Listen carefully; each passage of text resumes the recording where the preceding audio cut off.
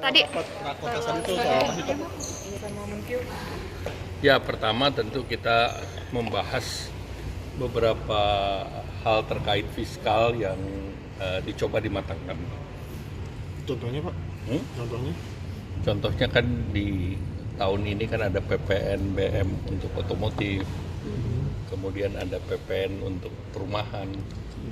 Nah, ini lagi dimatangkan. Seminggu nanti kita umumkan bakal dilanjutin Pak. untuk tahun depan. Nah, itu kaitannya sama ketenaga kerjaan apa, Pak? Apa? Sama ketenaga kerjaan itu ada kaitannya Pak soal fiskal tadi, Pak? Ada. Itu seperti apa, Pak?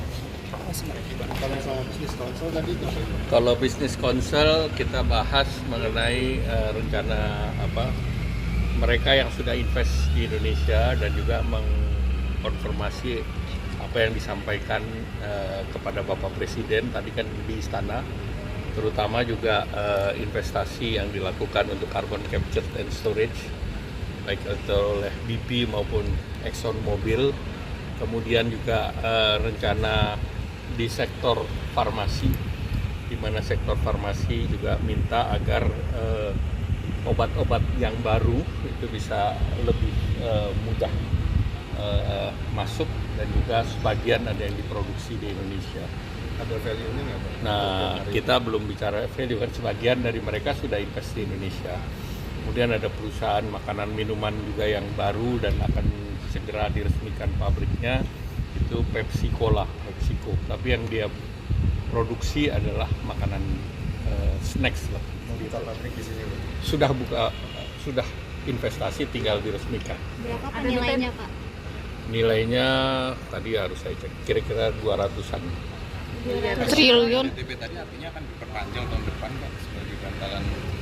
Kita akan lihat disimulasi, akan segera disimulasi dengan kementerian terkait. Berarti nggak ada bentuk insentif baru ya Pak? Insentif lama yang akan Lanjutkan. atau Ya, kita akan lihat beberapa, ada inisiatif baru, tentu kita lihat, dan juga tadi kita bahas juga insentif untuk misalnya untuk industri padat karya, untuk revitalisasi permesinan, di mana kita minta untuk dihitung kembali skimnya seperti apa. Insentif ini agar industri padat karya itu mempunyai daya saing. Karena kalau dia tidak berdaya saing tentu akan kalah dengan industri yang baru berinvestasi. Karena industri padat karya baik itu di sepatu, furniture, kemudian garment itu kan yang baru juga banyak. Nah, yang baru ini kan kebanyakan modal asing. Kompensasi Bentuknya apa sih Pak? untuk dunia usaha ya Pak? Berarti nggak ada yang untuk masyarakat daya beli. Untuk daya beli masyarakat gitu. Daya beli masyarakat kan sudah ada bansos, jadi tentu kita akan lihat. Pak, insentif tadi pajak, pembiayaan atau kayak gitu sih Pak? Nanti akan diumumin minggu depan. Minggu depan ada pengumuman lain nggak, Pak? PPN 12% bagaimana Pak jadinya? Jadi Pak Menaker bilang bahas itu, Pak. Iya. 12%. Nanti diumumkan minggu depan. Diumumin sama siapa Pak? Minggu depan Disimulasikan dulu. Ya. Yang umumin Pak Prabowo atau Apa? diumumin siapa Pak? Atau Bapak? Ya, nanti kita laporkan sesudah rapatnya selesai. Pak, berarti minggu depan sudah ada kejelasan apakah akan ada kenaikan PPN atau ditunda gitu ya Pak ya?